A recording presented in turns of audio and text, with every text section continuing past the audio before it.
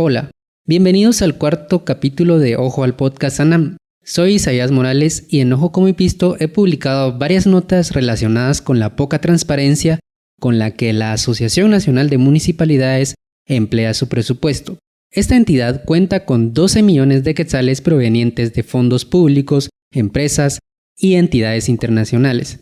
En uno de mis artículos dejé claro que desde 2008 la ANAM no usa Guatecompras. En otro, de 2021, publiqué que la Contraloría General de Cuentas les impuso multas al entonces presidente Miguel Ovalle y a 2 directores por no registrar adquisiciones en ese portal. Un cuestionamiento similar se dio en 2016 cuando las sanciones sumaron 71.380 quetzales. El argumento que han esgrimido siempre es que no se trata de una asociación pública, sino privada. ¿Cuán válida es esa justificación? Eso le preguntamos al abogado Gerson Sotomayor, experto en formulación de políticas públicas, y esto nos contestó. Bueno, para determinar si la ANAM debe o no transparentar sus gastos, yo considero que en primer lugar la posición de la ANAM de no transparentar, de no cumplir con la ley de contrataciones del Estado, en absoluto tiene ningún grado de validez. Y esto justamente es porque si bien es una asociación privada que está perfectamente constituida, tiene estatutos, está registrada en el registro de personas jurídicas, sin embargo sus aportantes son instituciones del Estado, que cuando uno pone atención a los acuerdos municipales en donde se aprueban las transferencias para poder dar y aportar las cuotas a la ANAM, se establece una transferencia monetaria por parte de las municipalidades. Entonces, parte del análisis jurídico debe ser cuáles son esos condicionamientos financieros que los consejos municipales legalizan a través de acuerdo. Y en estos justamente se establece la forma en que se dan esas cuotas que se autorizan en la ANAM para poder financiar su funcionamiento. Y estas cuotas son a través de transferencias que obviamente vienen del dinero público y al financiar el funcionamiento de esta asociación, estas deben de rendir cuentas. En ese sentido, realizando una analogía muy breve, digamos por decirlo así, pero muy sencilla, es como cualquier organización no gubernamental o una asociación no lucrativa que recibe aportación desde el Congreso de fondos del Tesoro o bien recibe una aportación por transferencia del Ministerio de Salud Pública o del Ministerio de Educación.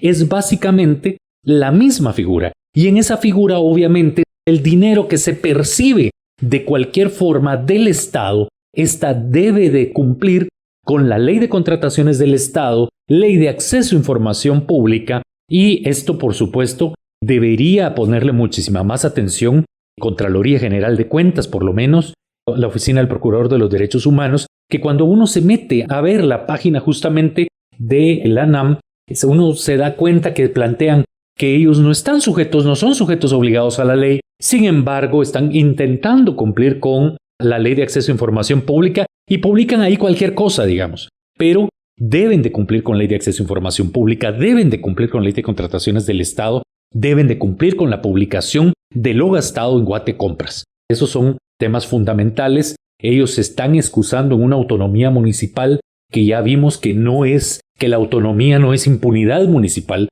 Y esto pues obviamente debe ir evolucionando hacia la transparencia de funcionamiento de la asociación, toda vez que funciona a través de las aportaciones de instituciones del Estado como lo son las municipalidades.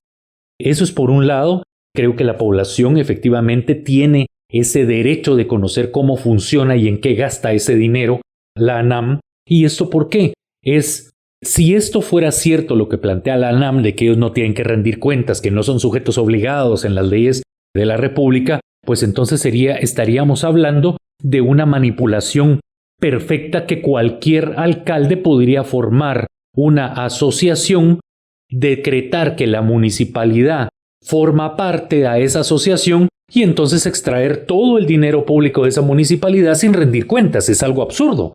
Entonces, ¿cómo es que ellos pretenden que a ellos se les apliquen una dinámica distinta a lo que deben de cumplir todas las organizaciones no gubernamentales, asociaciones y fundaciones que reciben plata del Estado, sin que sean transparentes y logren rendir cuentas. Aunque la Contraloría les ha impuesto multas por no transparentar sus egresos, las pagan y nada cambia. ¿Qué reformas se necesitan para que rindan cuentas? Realmente no hay que hacer ninguna modificación legal. Las modificaciones legales no son necesarias. Es el tema realmente del cumplimiento de la ley. Es la Oficina del Procurador de Derechos Humanos en materia de acceso a información pública, es la Contraloría General de Cuentas para el tema de las sanciones administrativas, que, ojo, porque han pagado las multas, pero realmente lo que la Contraloría General de Cuentas debería hacer es un tema también de sanción penal, porque al determinar la forma en que están utilizando los fondos públicos, esto podría inclusive caer en alguna malversación de fondos. Entonces, se tiene que buscar, digamos, también la salida del proceso sancionatorio penal en el sentido de que si la Contraloría no se ha metido a eso, pues es hora de que se meta, ¿no? Y obviamente sabemos que las auditorías planteadas a las municipalidades, pues obviamente no son las más transparentes del mundo. Y esto obviamente creo que se ve muy reflejado en lo que la ANAM puede hacer. Creo que este tipo de asociaciones, este tipo de aportaciones por parte de cualquier entidad pública, menos las autónomas como lo son las municipalidades, no debería darse. Como ya dije y repito, no es posible entonces que cualquier alcalde venga, conforme una asociación civil no lucrativa, confirme un convenio con la municipalidad donde es alcalde y entonces sea un método suficiente para poder extraer así los fondos públicos, fijando una cuota, imaginémonos una cuota mensual de 1,000,000 de quetzales para una municipalidad, y esto le permita extraer el dinero y que no pase nada y entonces no tengamos que rendir cuentas, ¿no? Es un tema complejo. En primera instancia, debe cumplir con la Ley de Contrataciones del Estado y la Ley de Acceso a Información Pública, publicar en Guatecompras. No hay que hacer ninguna modificación presupuestaria y los ciudadanos tienen más que el derecho, la obligación de poder conocer en qué gasta el dinero la ANAM, toda vez que es fondo público y la propia Contrataciones del Estado establece que se rigen por la Ley de Contrataciones del Estado todos aquellos entes privados que reciban aportaciones públicas. Lilian Sierra fue titular de la Secretaría Ejecutiva de Acceso a la Información del Procurador de Derechos Humanos entre 2020 y 2022.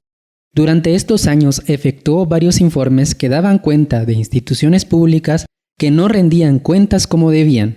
En 2020, el nivel de cumplimiento de la ANAM fue de 24.36%. ¿Cuáles fueron los hallazgos destacables de esta supervisión? En relación al nivel de cumplimiento de ANAM en el 2020, el cumplimiento fue de 24.36%, que fue una supervisión realizada en abril de ese año, y destaca al momento de la supervisión básicamente que no estaba actualizada la información, porque encontramos que la información sobre funciones, por ejemplo, estaban actualizadas hasta el 2018.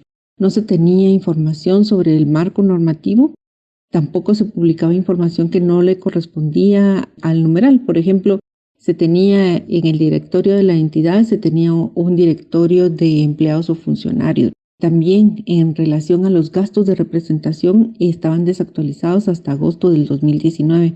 No se tenía actualizadas las dietas de junta directiva y del consejo consultivo del 2019.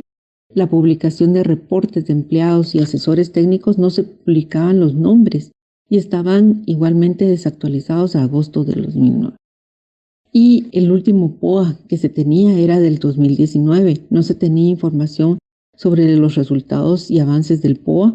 Sus manuales estaban desactualizados, no se publicaban modificaciones o transferencias del presupuesto, o en la contratación de bienes y servicios tampoco se publicaban, haciendo una anotación.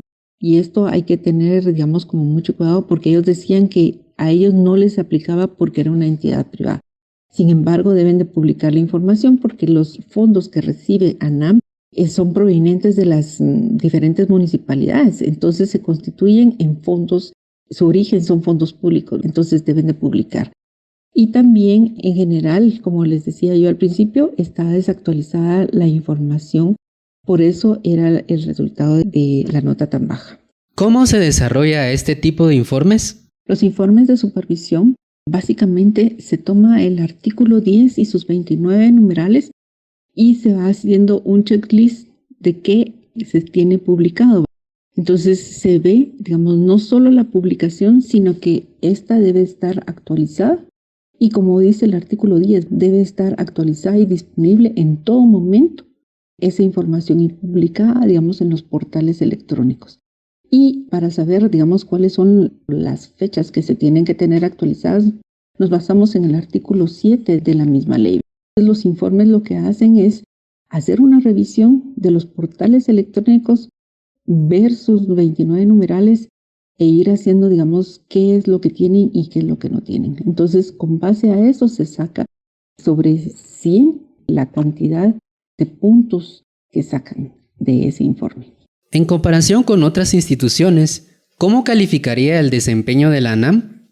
En comparación con otras instituciones, el desempeño de ANAM para el 2020 era bastante bajo. Pero esto, digamos, tenemos que considerar ciertos factores que hacen o inciden, digamos, que la calificación sea baja. Por ejemplo, no tenían una unidad de información constituida. Y entonces, ¿qué hacen para publicar? Delegan funciones en personas que trabajan en otros temas. Y digamos, se lo agregan como un extra o un adicional. Entonces, no se le da la importancia debida. Y esto también no se ha llegado a concientizar a las máximas autoridades de la importancia que se tiene en el cumplimiento. Ahí es importante el apoyo que se tenga de la máxima autoridad para ir mejorando e implementando el cumplimiento de esta ley. Y esto no solo pasa, digamos, con ANAM, eso pasa con diferentes sujetos obligados. También hay otro factor que existe tanto en las instituciones como es la alta rotación del personal. Y este hace que ese personal empiece a conocer y cuando ya han aprendido los cambian. Entonces, esto desde la Secretaría siempre se ha recomendado que se tenga personal permanente, es decir, personal que pueda irse capacitando, que pueda ir conociendo, que pueda ir acumulando ese conocimiento y vaya mejorando su rendimiento en el cumplimiento de la ley de acceso, no solo para los portales electrónicos, sino para la atención de las solicitudes de información pública. También en el tema de tener planes de capacitación constantes y permanentes. Eso también ayuda al fortalecimiento y al mejor cumplimiento de la ley de acceso a la información pública.